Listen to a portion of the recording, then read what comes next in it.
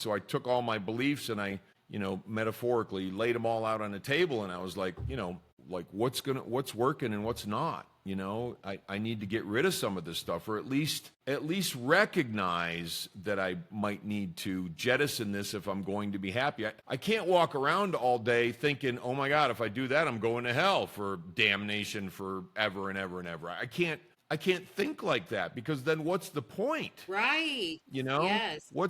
What's the point if none of us are perfect? Is it just, somebody up there rolling the dice deciding what they're going to do with me? Like, I don't know. Yeah. And so, those kind of things, I had to ease up on life. I had to ease up on myself. But most importantly, I had to set up certain things that I do on a daily basis where that bring me the quiet, and that bring me, the peace, and that bring me the paying attention to the good stuff, the gratitude and all that sort of thing.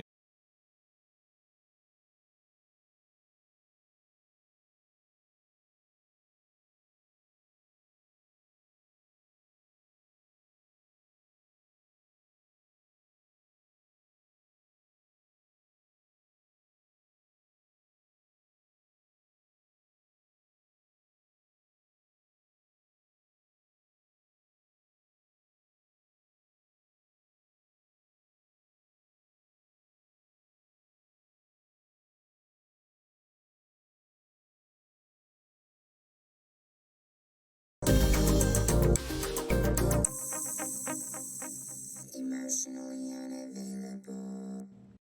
And I don't know about it, but I don't think you did, because usually I'm pretty good Okay. at looking at that stuff. But I did, however, go to your website, and I have to tell you, I'm really liking the names of your books. Oh, thank you. When you stop Thank you. fighting, the road you're on is your own asphalt. I like that. Thank When you. I stop fighting, the unexpected joy of getting my head out of my ass. So I was wondering, well, I had a couple questions.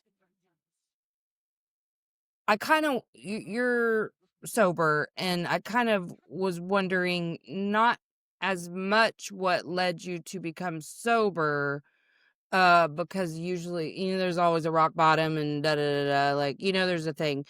I kind of wondered what in your history led you to overconsumption to where you had to get sober. Right. What led to that need to Yeah, what were seek you to escaping escape? from? Right. You know, I've thought about that question 10,000 times. I have been asked that question maybe 9,000 times. And, it's interesting because there isn't something I could just pin it on and say, this is it. I could go down the road of, my mom and dad were both pretty tough human beings, and they expected a lot from us in terms of what we brought to the table. For me, whether it was sports or grades or manners or, Mhm. all that kind of stuff. Those sorts of things, I think, affected me, but I also think there was a part of me, and sometimes there still is a part of me, where I just don't feel like I quite measure up, Mhm. or I've got to strive and struggle to achieve, to feel good, Yeah. like that kind of thing. And that's waned over the years, but if I was going to answer that question with something fairly succinct, I think that would be it. Well, and I'm glad that's your answer, because something I say to my clients sometimes, I mean, I'm really cautious using this type of verbiage, because I don't ever want anyone to feel like I am downplaying what addiction is.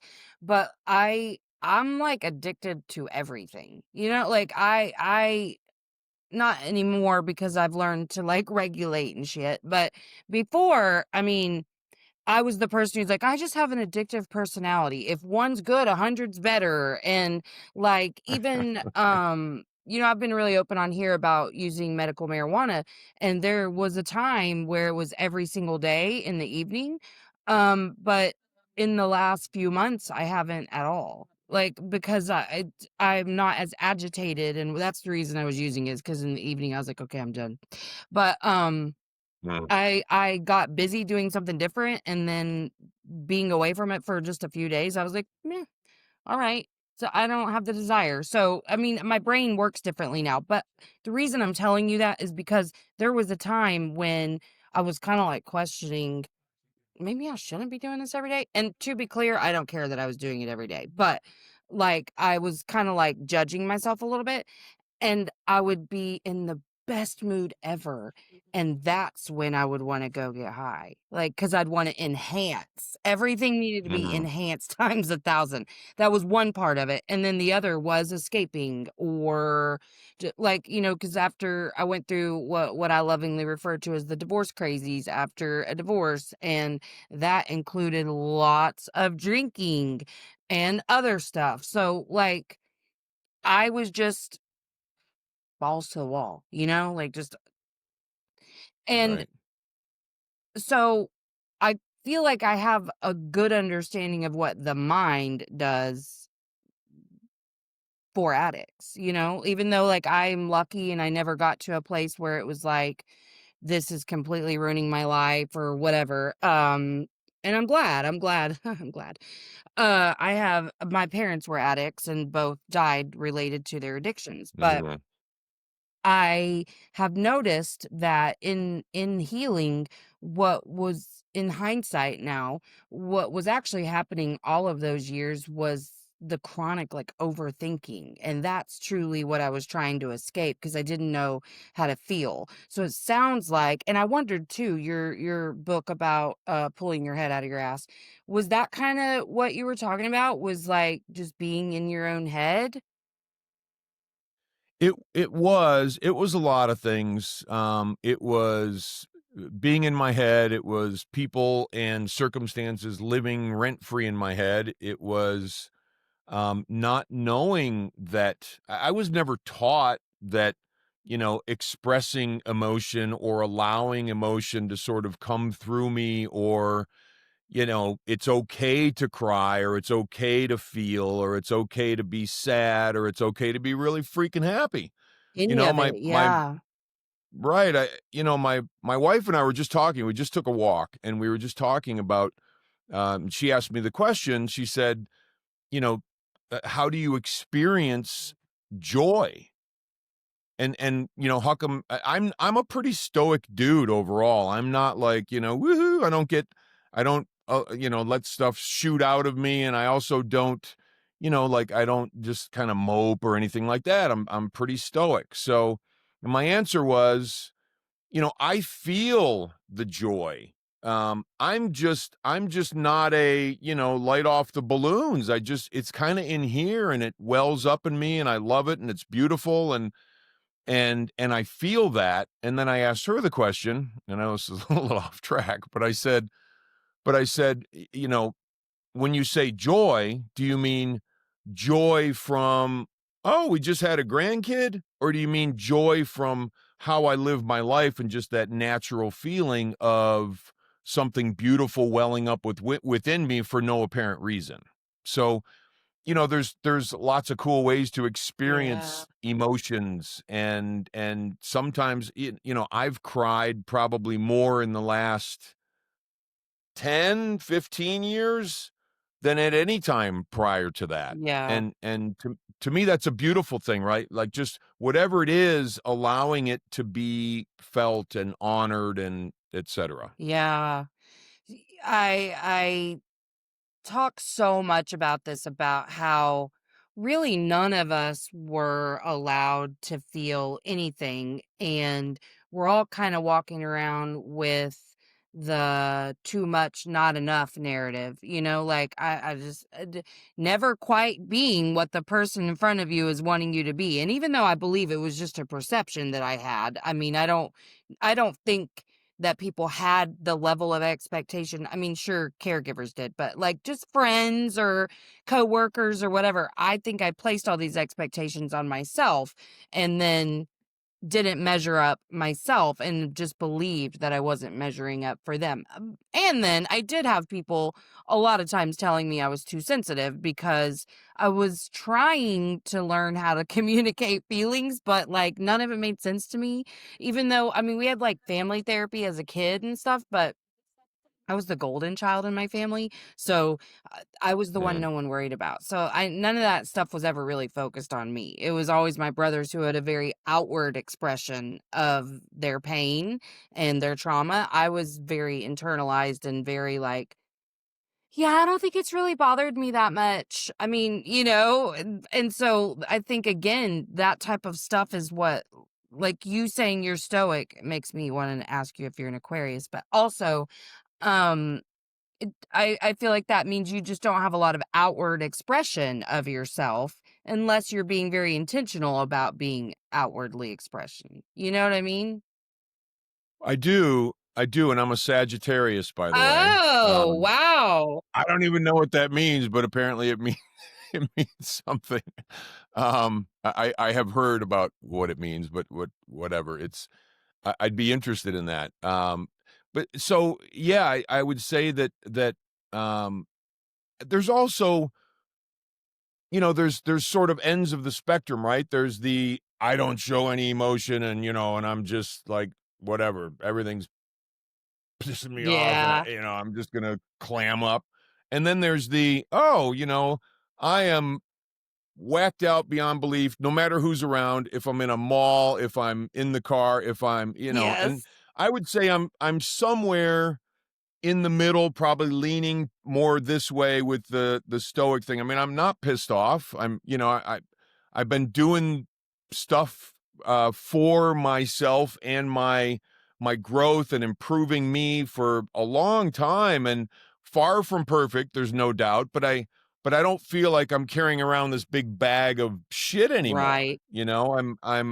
I've been freed from that. Now, not to say that there's not always more, but I'm not caught up in the, "Oh, I have to before I am Right. allowed to feel good," or, "I need to deal with this before, life is worth experiencing in a Mhm. positive way," or whatever. Like, there's none of that. That was out of me a long time ago, but But that was something that anyway. you experienced where you kind of felt like there was some destination point of when you were gonna be I mean, I'll say good enough. I don't think that that was our thought, but, like, in hindsight, I can see that that's what I was, striving for was good enough. Is that something you experienced as well? For sure, for sure. I mean, there was a time when I literally I couldn't look someone in the eye. I couldn't hold a conversation. I was so emotionally sort of closed up that I was scared to death. And I'm not a small dude. I was, people would look at me and be like, "Oh, tough guy," and Mhm. inside I'm curled up like Yeah. a little kid. I'm scared to death, and Mhm. and that's what I was at that point in my life. I was a scared kid because I didn't know how to, and I'm going to say be an adult, but that's not what I mean. Just grow up emotionally and grow through some things and experience some things and understand like dude, life isn't so bad, and so early on when I needed to measure up, it was okay. I didn't grow up in a household that had much money, so I want to go make money. Mhm. um, I'm starting to see this, spiritual sort of way of living opening up in front of me and dipping my toe in, even after having I grew up as a Lutheran by upbringing. So, I'm dipping my toe into something like, oh man, am I going to go to hell? If I do this, if I meditate or if I, whatever, Yes, like I all have that those sort same of stuff. fears. Right. So those kinds of things were scary. But I think there's much to be said for feel the fear and do it anyway, Mhm. which I think is uh, a title of a book. But anyway, so that's kind of the thing for me. I love experiencing, and I don't say that I love doing stuff that I'm scared of, but I'm willing to do things that I'm scared of for the most part because the fear is just the fear. It's not real. It's Right. just, that little what if thing. Yeah. And I've been doing a lot of what if things for a long time. And I have to Yeah. keep lining them up if I want to keep growing, in my opinion. I'm kinda new to doing the what if thing because, man, I was really bad at catastrophic thinking. Like, it was actually something I fully accepted about myself before because I was like, "Well, this is who I am." I'm really afraid. Like, I just went into the ocean for the first time at 44 years old last summer.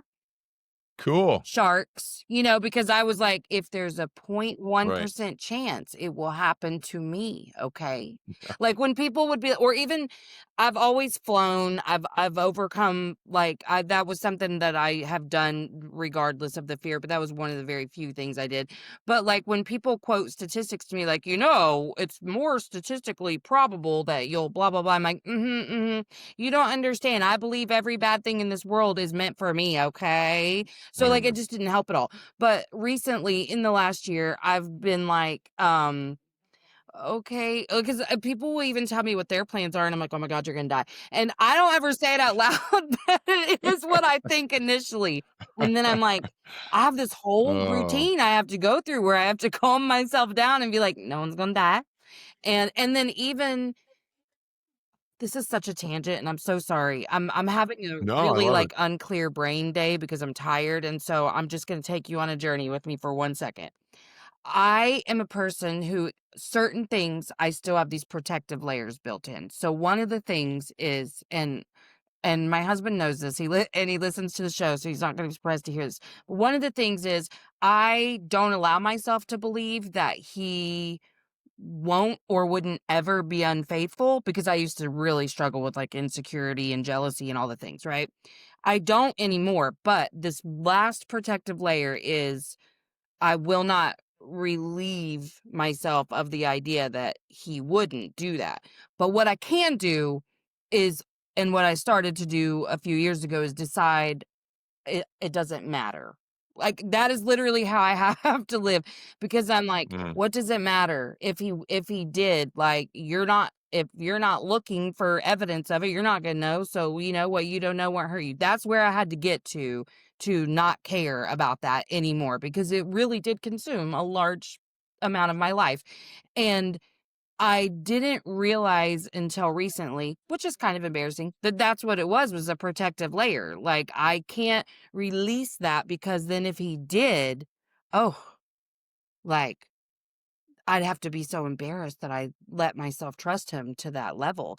And now it's Mhm. like, it's not even worth fighting with myself about. So, like, I just don't. But I just realized, like, I do still have like some of those protective layers, and I think that some of my catastrophic thinking is that too, where it's like, well, if I do it and I fail, then you know. So anyway, I have actually totally forgotten what the point of that was, but did I have a question I for you liked in it. there? I'm so I sorry. No, no, you're fine. You may if I'm just gonna go for a second, if you don't mind, because a couple things Absolutely. just tagged me.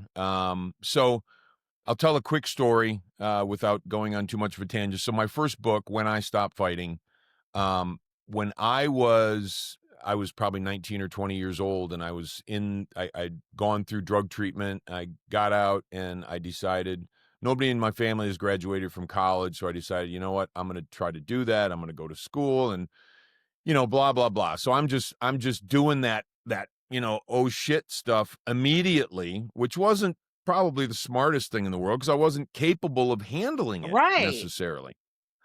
But I was and in many ways, I didn't handle it very well, but so and I grew up in a family, as you could probably tell, where, we wrestle with problems, no pain, no gain, just, you gotta fight till the Rub end, some rah, dirt rah, on it, rah, walk it whatever off. whatever it is. Yeah, exactly, exactly. You're not hurt if you're not bleeding out, whatever, that sort of stuff, Mhm. which and I don't want my family to sound like cold, but it was just kinda like Yeah, Midwestern I'm in work the Midwest. ethic, Honestly, this tough. is how everybody's family was in our generation. I mean, truly, Yeah, no, truly. agreed. Yeah, absolutely. So when I'm talking to my sponsor or mentor, and I'm just starting to eke my head out of my ass. It's probably still up there pretty far. It is up there pretty far at that time. And I was telling him all my problems, all these things I'm wrestling with. He said, Daryl, when you stop fighting, the fighting stops. And I was like, oh shit. Like Yeah. that kind of made sense to me, but I'm young. I'm still, either I'm 19 or I'm 20. And how can I understand that? So it made sense to the degree it could at that point in time. But then, as I'm continuing to move through life, I mean, obviously it stayed with me as one of the most important things that I've ever heard, because I fashioned my books out of Mhm. that story. So, and the other thing I thought of, there's a book that I'm reading right now. It's called Taming Your Gremlins, and I forget the author, I but feel like Taming I've Your heard Gremlins. that title. It's a really cool book, and I've been in the midst of this business thing that I've been dealing with, and the catastrophic thinking has been like kicking the crap out of me. And that's not normal for me and hasn't been for a while. Mhm. But it's either, and it's funny because what he talks about in Taming Your Gremlin is just notice it, and just noticing it can allow it to go away. And Yeah, and I not spending so understand that much because time trying it's to be like, uh-uh. right, you push it away and it keeps coming back. Push, and Yes. so it's very similar to Stop Fighting. It's very similar to, my wife handed me the book and that's why I'm reading it, but she's like, it's really similar to yours from that perspective. If you stop fighting, the fighting can stop. Yeah. I love that, and that was, honestly one of the I'll say in the middle of like the spiritual evolution that I had was resistance keeps us stuck. And the many, many, many different ways that manifest has been really fun to witness because I won't realize, oh, that was just me resisting until yeah, I'm a verbal processor. So like I'll even be having a conversation like this and then I'm like, oh, in real time, I'm just understanding that's what was happening. But all of the things that we spend time judging ourselves about, like, better, you should this or you shouldn't have or whatever. I just don't use that language with myself anymore because it's so unproductive. But Mm, I think where it can be a little like vulnerable for me to say things like that out loud, still, even though I say these things every single day, especially on here, is we were kind of taught that accountability means like crucifixion, and that if mm, you can't fully account for your actions or be responsible for yourself if you're not crucifying yourself or allowing others to crucify you.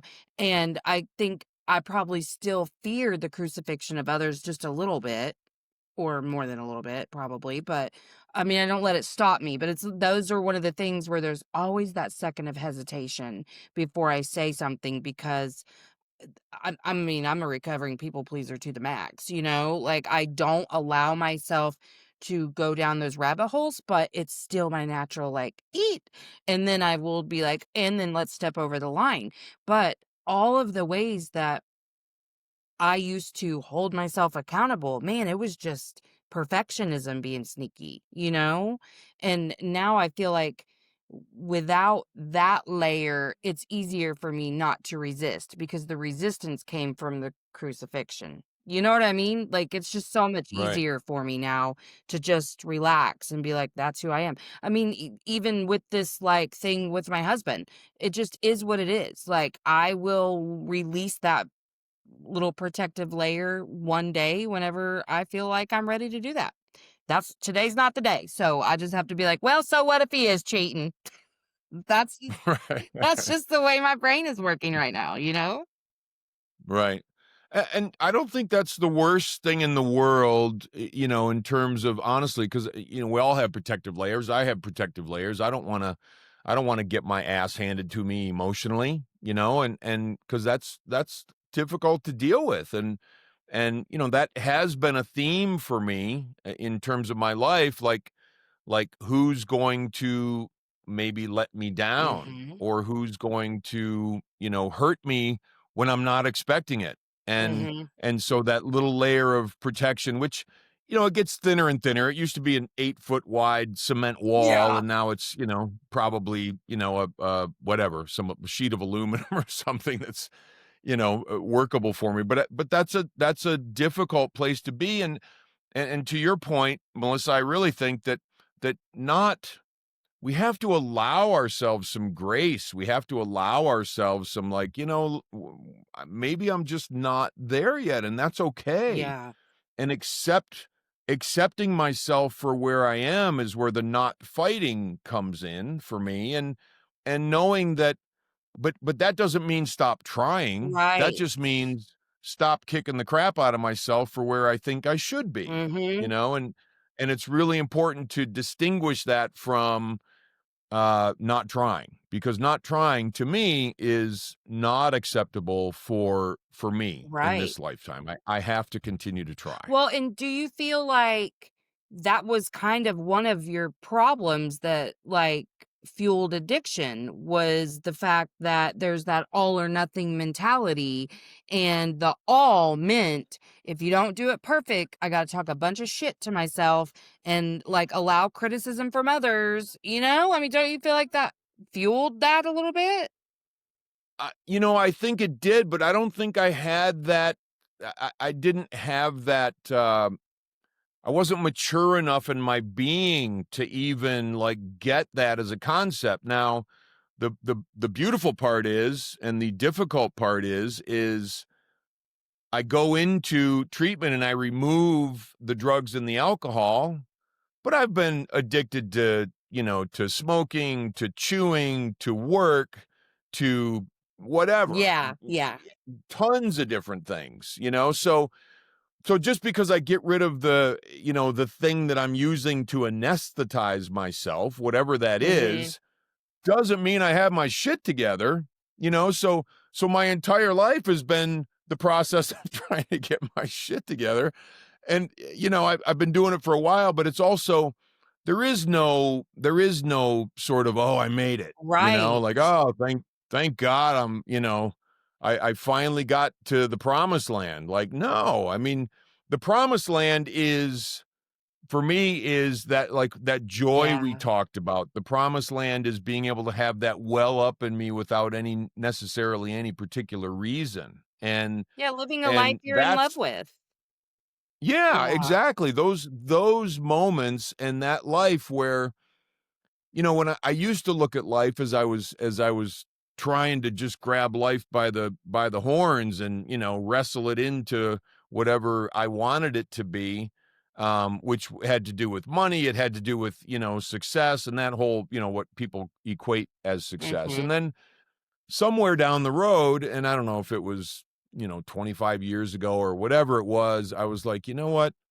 Success to me is, and has been since then, waking up in the morning with a smile on my face. And so Yeah. what does it take to wake up in the morning with a smile on my face? It takes a lot of work. It takes, attending to my body, my heart, my mind, my soul, like all of those things, and attending to my financial situation, all that. To not just be worried about Yeah. stuff. Yeah. So anyway, that's a little bit of the story of we all have this stuff we've got to deal with, and we get we should get better at it, should all over myself, as we age, Yeah. right? And as we mature and as we continue to try. And I've found that's how it rolls out. So is this why you say getting sober was just the beginning? Because had you, I mean, I feel like I already know some of what you'll say, but was curious if you thought all you had to do was get sober, and then, like, that would be, like, the be all end all, and then you realize, like, "Oh, I got some real I shit to deal with here." Yeah. I think I was so young and raw, and I mean, when I got sober, I was 19. So, I didn't have a clue Mm. about living, Yeah. just living on the planet, and like supporting my life and myself and supporting myself internally and all of those sorts of things. I didn't have a clue. So yeah, I was completely just a babe in the woods looking up at all the, the big world and scared shitless while trying to pretend like I'm not. Yeah. Um, and that was absolutely how I started the whole thing. So I didn't have a clue, but the good news is I didn't know how much of a clue I didn't have, Right? and that probably saved me from, you know, Uh-huh. doing something like that I would have regretted because I wouldn't have been able to handle it had I known. Yeah. Yeah. So then if you got sober like super young, what kind of precipitated you becoming who you are now? Like, was there an event or have you just been on that evolution track since sobriety? I've been on the evolution track since sobriety and not that's been evolving too because for me as I learn more, as I've experienced more, as I started to meet people who supported that and also meet people who didn't support that and have to sort out life and Mhm. who's on the team, who's not on the team, who do I need to jettison, who do I need to keep, Yeah. all that sort of stuff. It's been an interesting process. So, it's sometimes I'm really good at it, sometimes I'm not so good at it, but for me, what I've had to do over the course of years is number 1, figure out what works for me. I had to at some point, this is probably in my 20s, I had to sort of take apart my belief system because the Lutheran stuff, the don't show your emotions stuff, all that stuff I had to unwind. So I took all my beliefs and I metaphorically laid them all out on a table, and I was like, like what's working and what's not. Yeah. I need to get rid of some of this stuff, or at least recognize that I might need to jettison this if I'm going to be happy. I can't walk around all day thinking, oh my God, if I do that, I'm going to hell for damnation forever and ever and ever. I can't think like that because then what's the point? Right. You know? Yes. What's the point? If none of us are perfect, is it just somebody up there rolling the dice, deciding what they're gonna do with me? Like, I don't know. And Yeah. so, those kind of things I had to ease up on life. I had to ease up on myself. But most importantly, I had to I had to set up certain things that I do on a daily basis where that bring me the quiet and that bring me the peace and that Mhm. bring me the paying attention to the good stuff, the gratitude and all that sort of thing. And that's been decades in the making. And I've Yeah. been doing those things for a while now, but it takes time to figure out what works for me and what may not. So what period of time are in your life are your books referring to? My first book is referring to my journey. So, from childhood, just sort of explaining my story, who I am, where I came from, winning, losing, vulnerability, all of those Mhm. things that I had to move my life toward a place that was more, and I'm not a big buzzword guy, but just authentic. Yeah. Um, It's a good word so, though. what's It's that? a good word though. It's a great word. It's a great word. And so it's not a, you should or everybody needs to do this or, here's the only way to get happy or, like Right. whatever. It's a my story. 75% of it is just my life, a lot of funny stuff, a lot of sad stuff, a lot of whatever, just all kinds of crazy things. And I have had people tell me, they laughed, they cried, they did all sorts of great things, in terms of experiencing emotion with it. But it's I like to look at it as the last 25% or so are the lessons that I've learned. And my lessons, not necessarily everybody's Yeah. lessons, nothing anybody needs to do, but hey, here's some of the things that made sense to me as I've gone along. Yeah, and so were you excuse me, were you inspired to write that because you had recently, before writing it, found like a really significant piece for yourself, like a slice that made more of your learning come all together? Or was it just like, I've always wanted to do this? Or like, what made you want to write that book? Probably something a little more in between. I met my wife. I didn't get married till a little bit later. I was 39 when I actually got married. But That's how my husband was. um, Yeah. I said to my wife, and she was probably either my girlfriend or fiance back then, and this was 20 plus years ago. Hmm. I was relating some story to her, some nut job thing, some drug thing, whatever, just my life, and telling her stories. And she's looking at me and she's like, that's just not, I don't see it. I'm not seeing that in you. And I said to her, remind me to write a book someday. And so, not like she reminded me every day to write a book, but that's kind of where the seed got planted, because there's some interesting stuff and Yeah. interesting things that happened, and things. Probably the biggest catalyst for me was the reason I want to tell my story, and the reason I did tell my story, is because I wanted other people to potentially be able to benefit from that, Yeah. and maybe just recognize some things in their life that might help them either change direction or try in a different way, or whatever it is. Yeah. And yeah, that was the catalyst. So kind of a culmination of all of the learning that you've had, or at least I feel like the learning that we have comes in a couple of different categories, maybe 2 or 3, like, because I cycle through these lessons over and over, but, like, at a deeper layer, So there's, like, the lesson of allowing yourself to see you and allowing others to see you, and that looks so different every time I learn that lesson. Or the lesson of imperfection should be the goal, like, or just accept yourself, unconditional positive regard, and it looks different every single time I come across a new lesson in that category, you know what I mean? But, like, I don't know, I think it's really cool that you got sober so young, and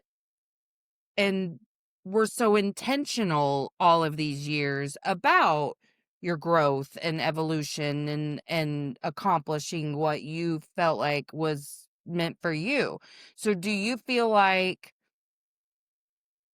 this is kind of a catchphrase, but do you feel like this is your purpose?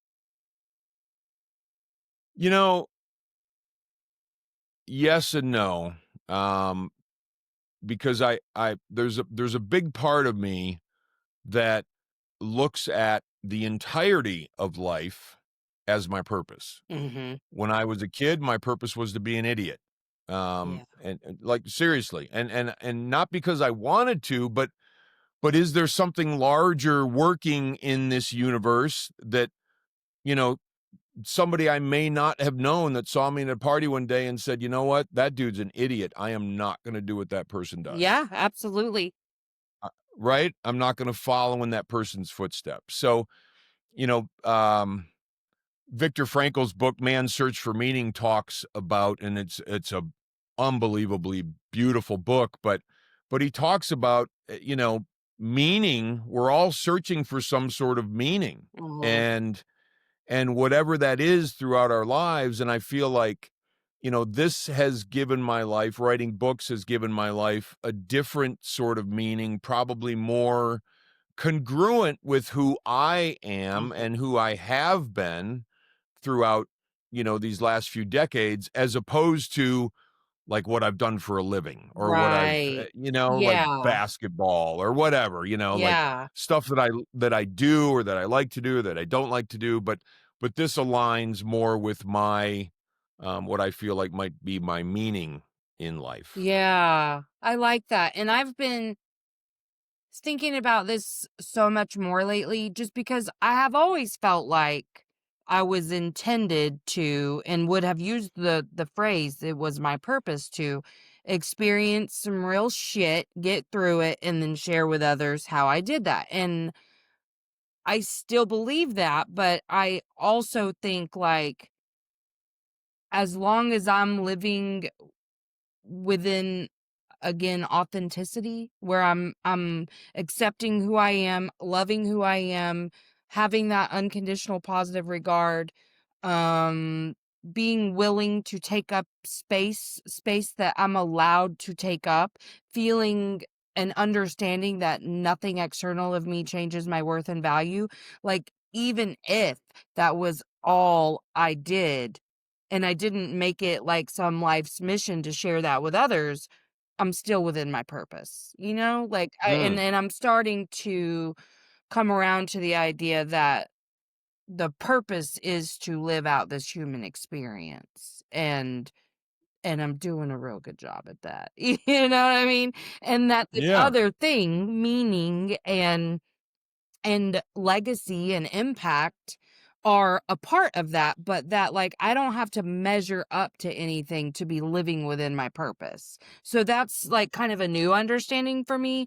Whereas, like, this whole idea of going through shit and helping others get through their shit, that's always been my North Star. And it's still there. It's still very much like my personal mission.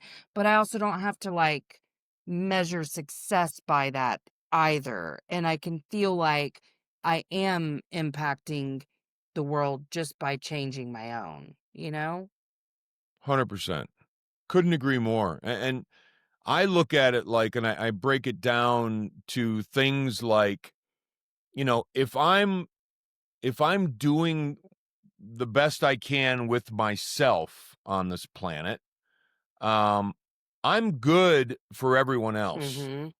If I'm not doing the best I can with myself, I might end up in a bad mood or angry or whatever. And, maybe that person who's checking me out at the grocery store, and I mean, not looking at me, checking me out. I mean, checking me out for paying for my groceries. Am I able to smile at that person because I'm doing my life Mhm. in a way that's meaningful? Or am I just pissed off and I have my head down and I don't interact and I don't say hi and I'm cranky and all that sort of stuff? That's, to me, Yeah. that's how we impact the world. We impact the world one person at a time, and it doesn't have to be, these big things like, the book writing and all that sort of stuff. It can be, how am I living and how am I treating me so that I can treat the rest of the world in that manner, and with Yeah. grace and with honor and all of those things. That's the real stuff that changes the world to me. Yeah, and it's crazy because I'm always saying when you change, the world around you changes and the ripple effect, but this is a totally different, it's like the other side of the coin almost what you're saying. I'm like seeing it even a little bit differently. Whereas, and it's probably gonna sound like I'm saying the same thing I did 5 seconds ago, but I feel like I have a different understanding now. But it's almost like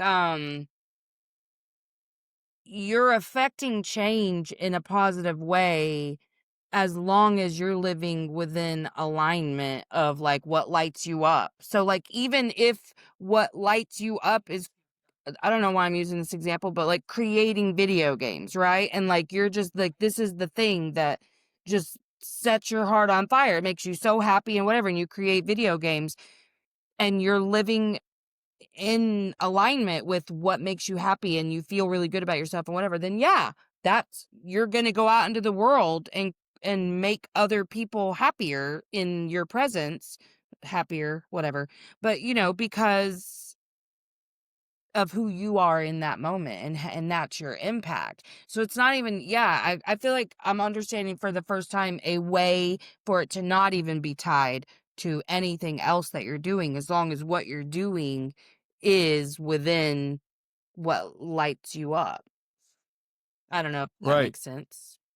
It makes complete sense. Yeah, it's what am I, if I'm going to work every day and I hate it and I'm sucking it up for 10 years or 3 years or 2 years or 5 years or 10 years or whatever it is, Mhm. and it pisses me off and it makes me angry, and I'm driving home and I'm not happy and I got to stop by the grocery store and I'm not happy, whatever it is, and I'm giving off that energy and that vibe and sometimes, that behavior Mhm. that isn't doing good things for the world, Right. that's 'cause there's a lot of people running around and sadly that are just pissed and Yeah. not happy, and, that's okay. Everybody's got their own lessons to learn, everybody's got their own stuff, and I fully understand and believe that, but how can people who are aware of the fact, what we're talking about right Mhm. now,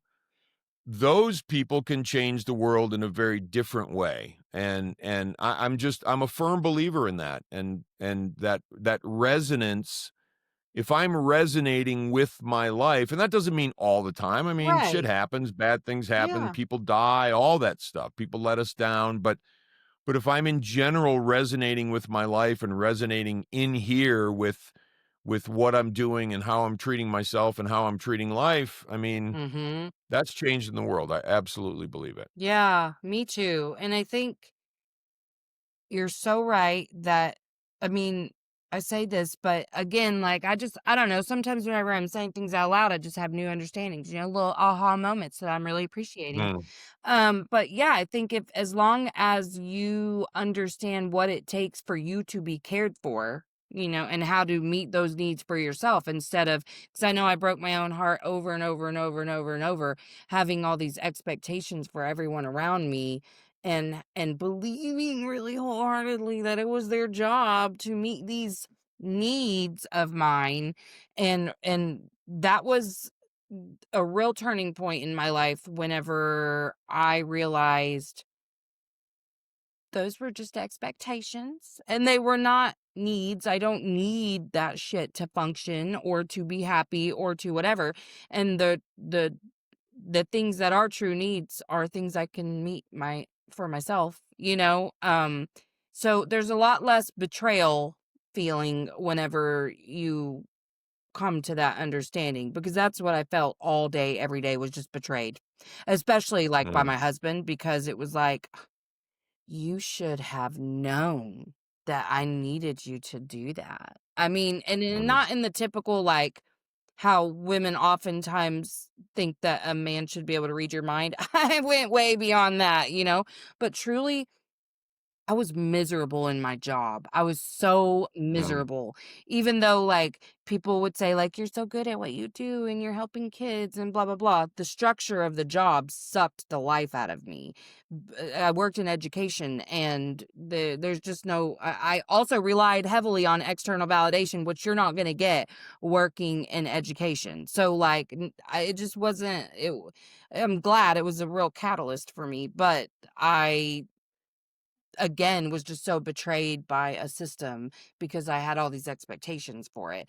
And now I know how to take care of myself. I know what I need. And even like you said, waking up smiling in the morning, like if I don't, I know exactly what I need to do to get there. Except like today I'm super tired and you're reaping the benefits of that. I'm so sorry. But um, I just think yeah, you're exactly right. We have to love ourselves first.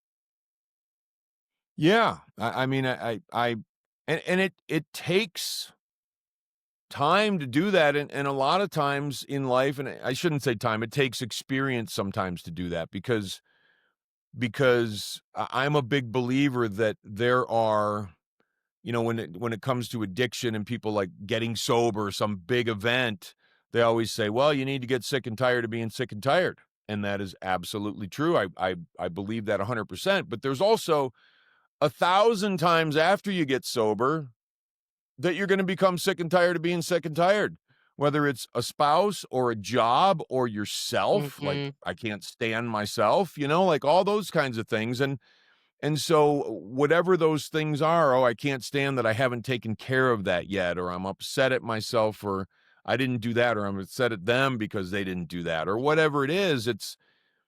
There's got to come a point where we just get kind of put our foot down, in a metaphorical sense, and Yeah. just say, you know what, I got to figure this out, and I'm sick of this, and what is it going to take? And then we start exploring, and then we start being open to other ways of thinking about things, and whether it's books or, groups or whatever it is, there's plenty of ways to learn about, thinking, and which leads to feeling different about life and about myself and about what I'm capable of. And so, yeah, I do believe once we get to those points in life, the sick and tired of being sick and tired will change. If we Yeah. don't get there, then things aren't going to change. Absolutely. I this lady that I talked to once said that she asks her clients in the beginning of working with them, "Are you willing to be wrong about everything you think about yourself right now? Like, are you willing to be wrong?"